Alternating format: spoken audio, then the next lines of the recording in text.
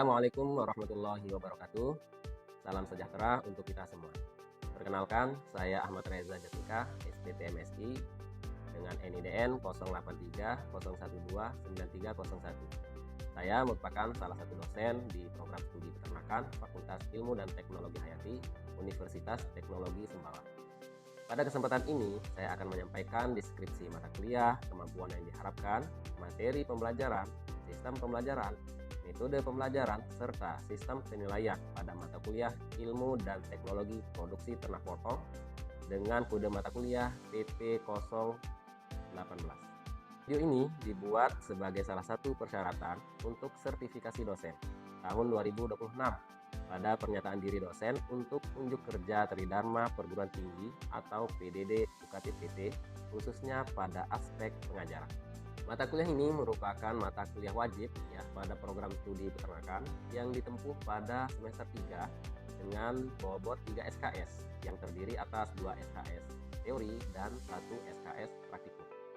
Adapun deskripsi dari mata kuliah ini yaitu membahas tentang klasifikasi dan sistem produksi ternak potong, pemilihan bibit, manajemen pemberian pakan, perkandangan, reproduksi ternak, kesehatan ternak, pengolahan limbah, pasca panen, hingga analisis usaha peternakan.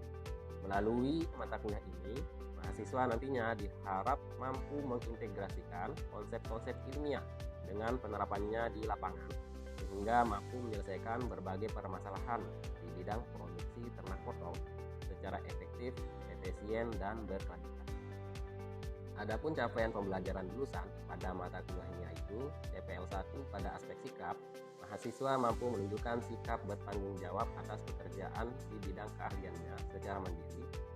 CPL 2-nya pada aspek pengetahuan, mahasiswa mampu menguasai konsep teori, prinsip-prinsip, dan aplikasi pengetahuan dalam bidang peternakan yang berkaitan dengan kearifan lokal. CPL 3-nya pada aspek keterampilan umum, mahasiswa mampu menunjukkan kinerja mandiri, bermutu, dan terukur dalam pengaplikasian pada bidang peternakan.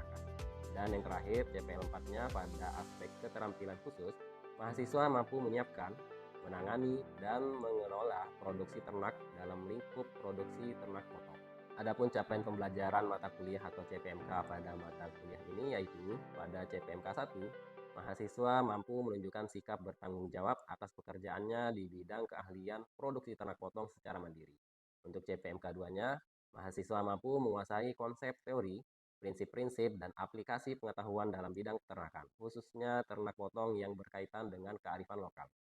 Untuk CPMK 3-nya, mahasiswa mampu menunjukkan kinerja mandiri, bermutu, dan terukur dalam pengaplikasian pada bidang peternakan. Dan CPMK yang terakhir, mahasiswa mampu menganalisis, implementasi pengetahuan tentang konsep, prinsip-prinsip pada bidang ternak potong. Untuk pokok bahasan yang akan dipelajari pada mata kuliah Ilmu dan Teknologi Produksi Ternak Potong meliputi klasifikasi dan sistem produksi ternak potong, jenis dan karakteristik sapi dan kerbau potong di Indonesia, jenis dan karakteristik kambing dan domba potong, bibit ternak potong unggul, bahan pakan dan manajemen pemberian pakan, teknik formulasi ransum pada pemeliharaan intensif, perkandangan dan peralatan ternak potong, pemeliharaan induk, pedet dan pejantan, pengembangbiakan ternak potong, kesehatan ternak potong, pasca panen ternak potong, sanitasi dan pengelolaan limbah, hingga analisis usaha dan pemasaran ternak potong. Sistem pembelajaran pada mata kuliah ini dilaksanakan secara luring dengan pendekatan Student Centered Learning atau SCL melalui beberapa metode pembelajaran yaitu ada ceramah interaktif, tanya jawab, diskusi, dan refleksi pada akhir pembelajaran. Dan untuk media pembelajaran yang digunakan meliputi PowerPoint, video pembelajaran, serta gambar dan ilustrasi. Untuk mengukur ketercapaian capaian pembelajaran pada mata kuliah Ilmu dan Teknologi Produksi Ternak Potong, penilaian dilakukan secara berkelanjutan melalui evaluasi proses maupun evaluasi hasil belajar, di mana komponen penilaian yang digunakan adalah sebagai berikut. Yang pertama ada presensi dengan bobot 15%. Selanjutnya tugas dengan bobot 15%, kuis dengan bobot 10%, praktikum dengan bobot 20%, ujian tengah semester dengan bobot 15%, ujian akhir semester dengan bobot 25%. Baik, Demikian penjelasan mengenai identitas mata kuliah, capaian pembelajaran, materi yang akan dipelajari, metode pembelajaran, media pembelajaran, serta sistem evaluasi yang akan digunakan. Selanjutnya, kita akan memasuki proses pembelajaran pada pertemuan kelima, mata kuliah ilmu dan teknologi produksi ternak potong, dengan materi bahan pakan dan manajemen pemberian pakan pada ternak potong, yang akan ditampilkan dalam video pembelajaran. Pada pertemuan ini, kita akan mempelajari beberapa pokok bahasan, yaitu pengertian dan peranan pakan dalam produksi ternak potong, klasifikasi dan jenis-jenis bahan pakan, meliputi hijauan, konsentrat, serta bahan pakan alternatif. Selanjutnya, kandungan nutrisi pakan, prinsip manajemen pemberian pakan, termasuk penentuan kebutuhan pakan berdasarkan bobot badan, frekuensi pemberian, serta penyediaan air minum. Dan yang terakhir, strategi pemberian pakan yang tepat untuk mendukung pertumbuhan, kesehatan, dan produktivitas ternak potong. Dengan mempelajari materi ini, diharapkan mahasiswa mampu memahami cara memilih bahan pakan yang berkualitas, serta menyusun manajemen pemberian pakan yang efektif dan efisien sesuai kebutuhan ternak potong. Baik, berikut adalah video proses pembelajaran mata kuliah ilmu dan teknologi produksi ternak potong. Selamat menyaksikan.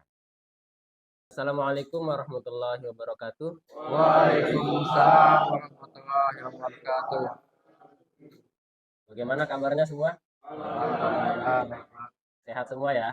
Alhamdulillahirrahmanirrahim ya. Puji syukur kita kepada Allah Subhanahu wa taala yang telah dan masih memberikan kita kesehatan dan kesempatan sehingga kita bisa bertatap muka kembali ya pada mata kuliah ilmu dan teknologi produksi ternak potong, di mana ini merupakan pertemuan kelima kita ya, alhamdulillah. Oke, sebelum kita mulai perkuliahan ya, alangkah baiknya kita berdoa dulu supaya apa yang menjadi kegiatan kita pada pagi hari ini berjalan lancar dan berkah. Mungkin sebelumnya bisa dibantu Nanda untuk memimpin doa. Ya Pak, Silakan. baik teman-teman, sebelum kita memulai mata kuliah pada pagi hari ini, ada baiknya kita berdoa menurut keyakinan masing-masing. Berdoa dimulai. Berdoa selesai. Oke, kita absen dulu ya. Oke, Indri, Farel, Ananda, Endi, Maulana, Adian, Davi, Endi, Imamudin, Bintang. Sebelum kita ke materi hari ini, kita review materi minggu lalu ya. Di sini saya ada beberapa pertanyaan yang menyangkut dengan materi minggu lalu. Oke, pertanyaan pertama, apa yang dimaksud bibit ternak unggul? Ada yang bisa jawab? Oke, Farel, silakan Farel. Menurut saya yang dimaksud dengan bibit ternak unggul adalah sifat-sifat unggul yang dimiliki oleh ternak yang tidak dimiliki oleh rata-rata sifat ternak sejenisnya, Pak.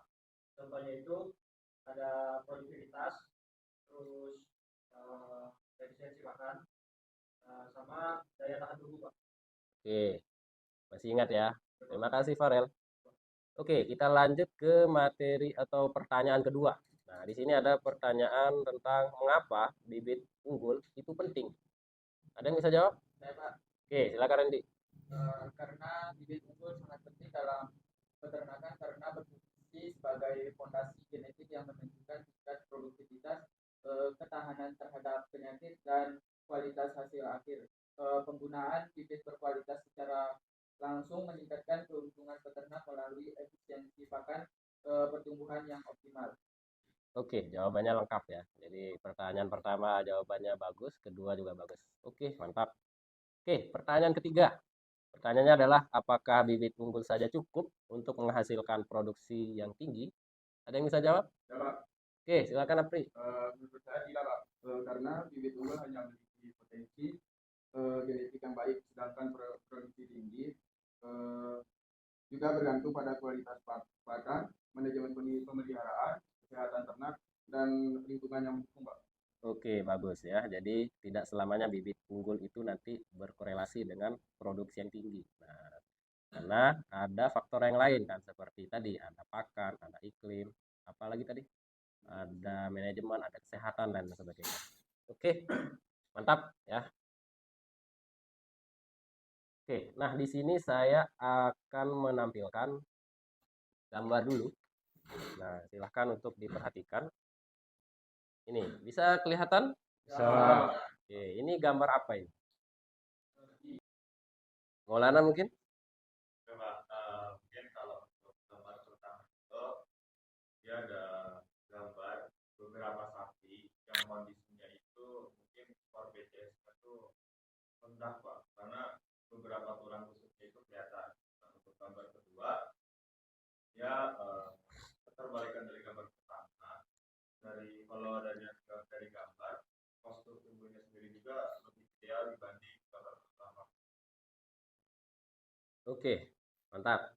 Jadi ada perbedaan BCS ya, Body Condition Score, dari gambar 1 dan gambar 2. Nah, selain dari perbedaan tampilan BCS, di sini ada lagi yang bisa menjelaskan perbedaannya dari segi apanya? Sistem pemeliharaannya, Oke, sistem pemeliharaannya seperti apa? gambar yang atas menggunakan mana di dalam kandang, dan gambar di bawah itu ekstensif di mana di luar kandang.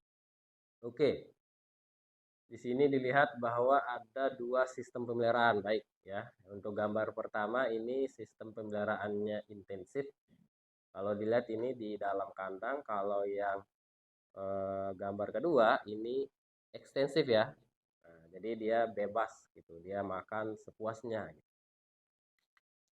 Oke, jadi maksud dari gambar tadi adalah kita nanti akan mencoba mempelajari ya, mempelajari terkait apa? Terkait bahan pakan dan manajemen pemberian pakan pada ternak potong.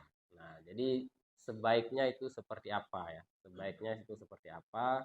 Bahan pakan apa saja nanti yang bisa diberikan untuk ternak potong. Boleh saya dibantu untuk dibaca untuk tujuan pembelajaran? Saya Pak. Oke, silakan Anda. Tujuan pembelajaran. Setelah mengikuti pembelajaran ini, mahasiswa diharapkan dapat: yang pertama, mahasiswa mampu membedakan dengan tepat strategi pemberian pakan yang sesuai untuk ternak potong berdasarkan fase produksi dan kondisi pemeliharaan. Kedua, mahasiswa mampu menyebutkan dengan tepat jenis-jenis hijauan, konsentrat, dan suplemen yang digunakan dalam penyusunan ransum ternak potong. Ketiga, mahasiswa mampu menghitung kebutuhan pakan ternak potong berdasarkan persentase bobot badan dan kandungan bahan kering pakan secara tepat. Oke, jadi itu beberapa tujuannya ya. Nah, tadi kita sudah pelajari strategi, sekarang kita beralih ke sistem pemeliharaan. Nah, ini mungkin sudah banyak yang melihat ya di sekitar rumahnya mungkin, atau kondisi peternak yang ada di kampung masing-masing. Itu sebenarnya masuk ke kategori sistem pemeliharaan yang mana? Nah, di sini kita melihat bahwa ada 3 jenis atau ada 3 sistem pemeliharaan. Ada namanya sistem pemeliharaan intensif, ada yang semi intensif, ada yang apa? Ekstensif. Ada 3, intensif, semi intensif, dan ekstensif. Oke, yang intensif itu apa? Yang intensif adalah sistem pemeliharaan di mana seluruh pakan yang disediakan itu oleh peternak, atau dalam kata lain, ternak yang kita punya, kita kandangkan itu selama 24 jam, di kandang terus. Sehingga pakannya, minumnya itu tergantung oleh peternaknya. Oke, yang kedua ada namanya semi intensif. Nah, semi intensif berarti kan di kandang dan di luar, atau dikandangkan dan digembalakan. Contohnya misalkan paling sering itu pada domba ya, pada kambing, di mana malamnya itu dia masuk kandang sendiri dalam kandangnya. Oke, terus yang ketiga ada namanya sistem pemeliharaan ekstensif. Nah, sistem pemeliharaan ekstensif ini apa? Adalah sistem pemeliharaan yang mengandalkan padang pengembalaan. sebagai sumber pakannya. Artinya si ternak ini itu dilepas selama 24 jam di luar. Jadi dia makan, dia minum, dia istirahat, dia berteduh dan lain sebagainya itu bebas ya di luar tanpa kita atur-atur lagi.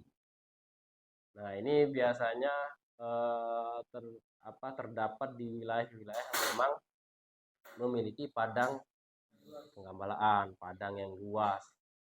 Oke, setelah kita belajar tentang sistem pemeliharaan, di sini lanjut kita melihat beberapa bentuk dan jenis pakan. Nah, ya. Oke, di sini yang pertama ada namanya hijauan segar. Boleh saya dibantu untuk dibaca? Oke, silakan Indri.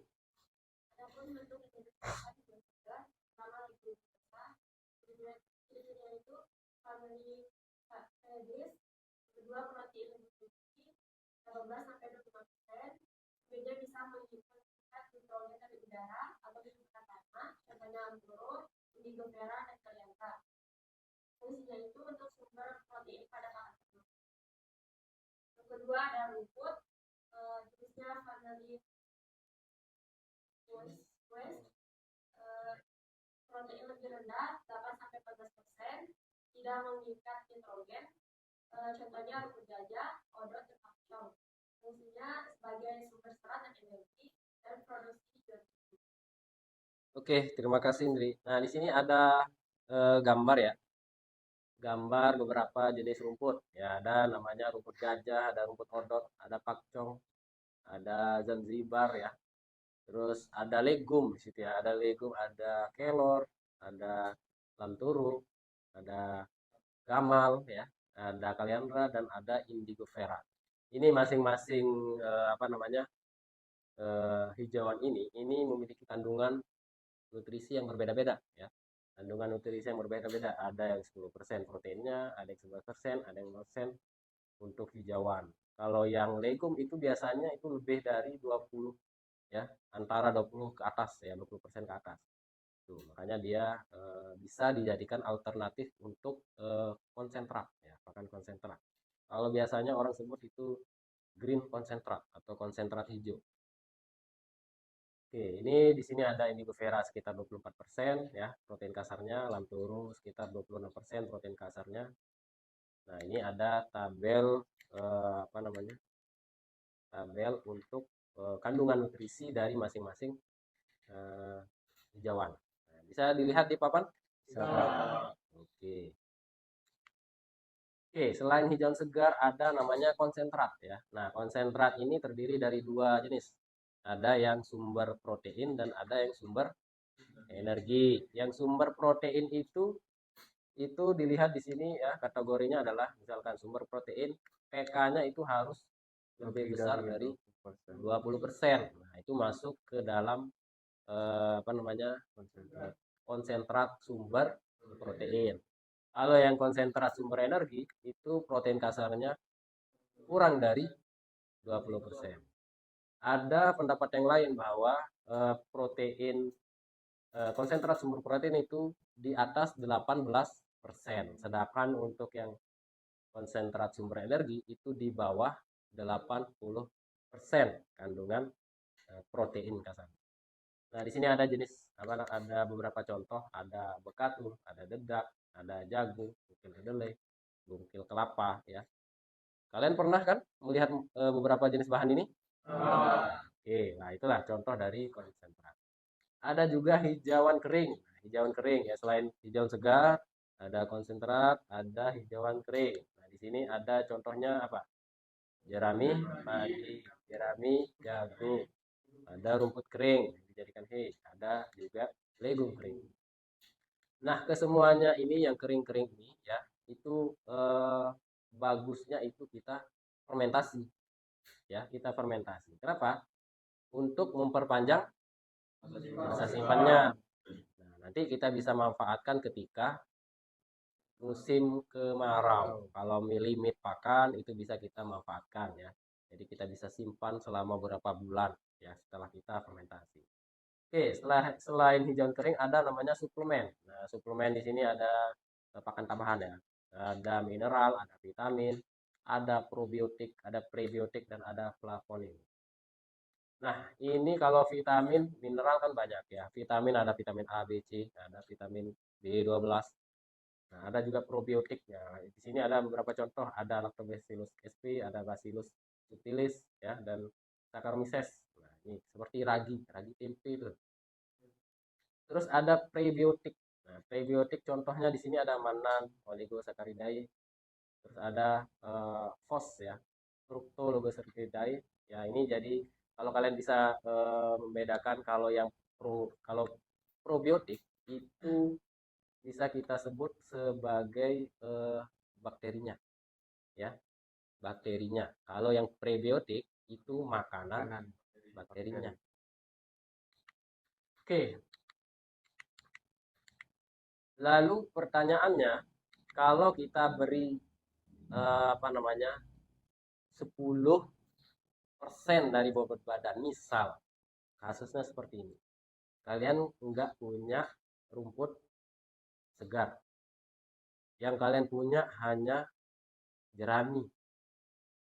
Kira-kira kalau 10% dari bobot badan kalian kasih jerami, sebanyak apa? Dengan bobot 200. Iya, dengan bobot 200. 10 kilo? 10%. Kan 20 kilo kan? Nah, 20. Berarti 20 kilo jerami itu gimana? Kan banyak banget. Bisa lebih 2 karung. Kan bisa lebih 2-3 karung itu. Kalau jerami tok. Lalu benar nggak itu? Cara itu? Salah. Jadi yang benar kayak gimana? Jadi kalau ini sederhana ya. Kalau nggak mau terlalu ambil pusing, 10% dari bobot badan. Jadi kita berikan itu berdasarkan berat kering. Nah, berat kering. Ya.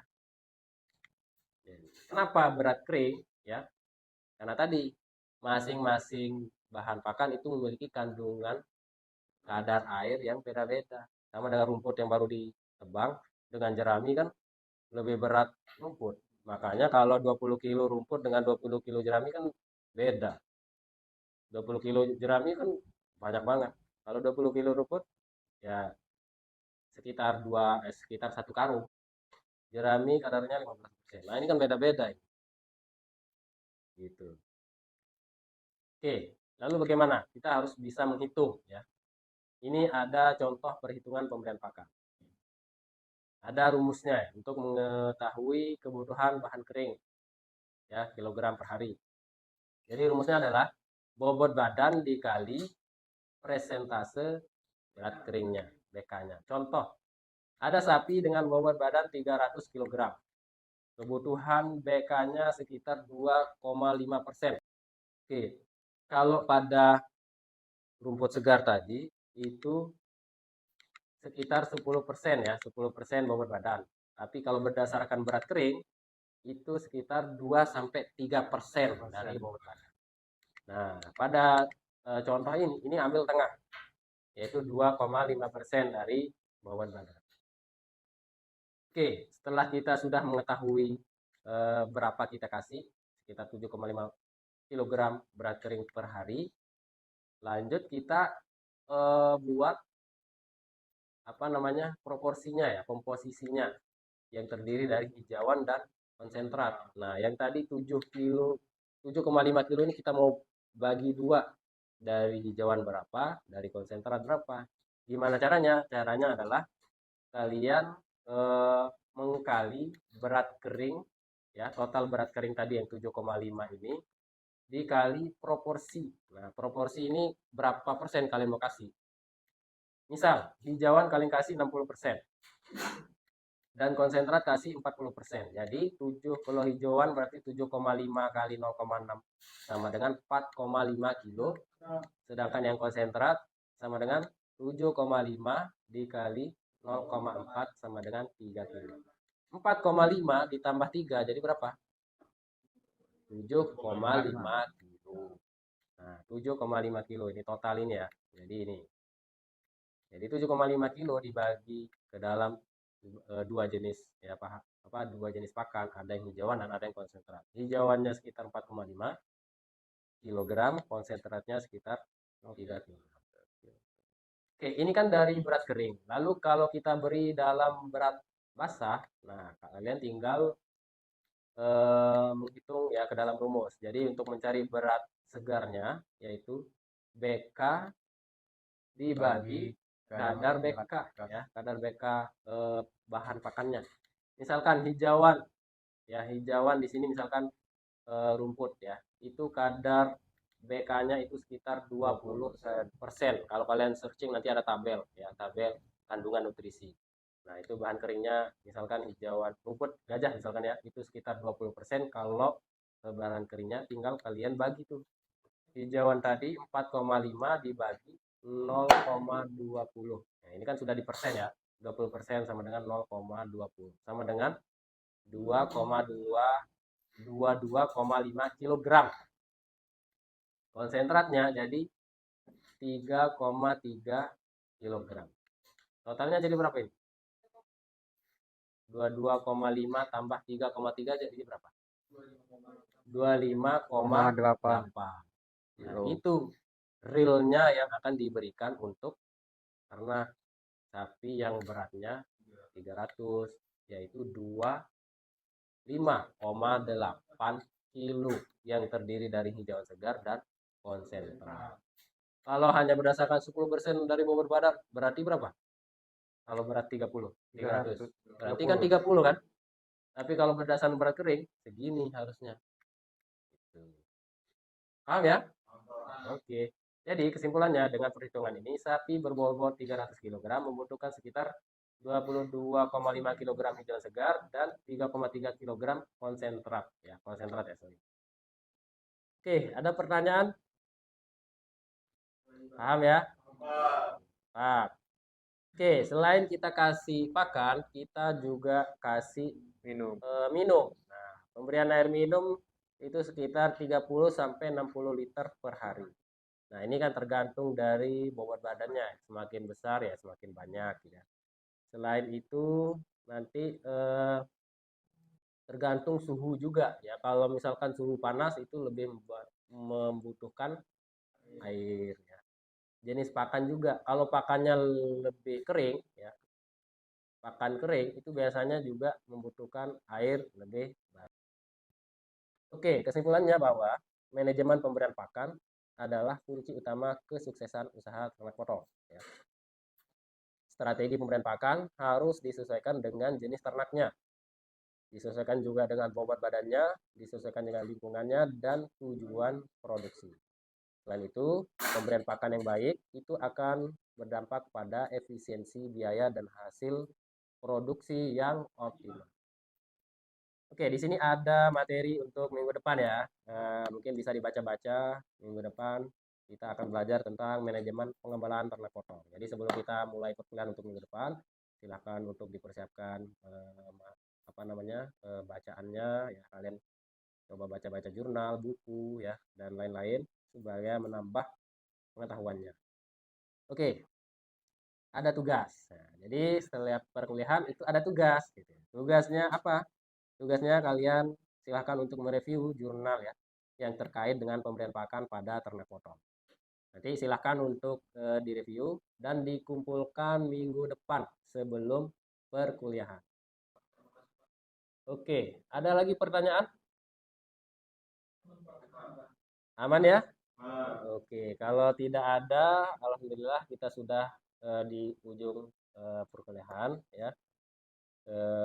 Kita cukupkan untuk perkuliahan kita pada pagi hari ini ya. Semoga apa yang menjadi materi pada hari ini, ya, kegiatan kita pada pagi hari ini bisa diterima oleh kita semua ya. Amin ya rabbal alamin. Kita tutup perkuliahan ini dengan sama-sama melafalkan hamdalah. Alhamdulillahirrahmanirrahim.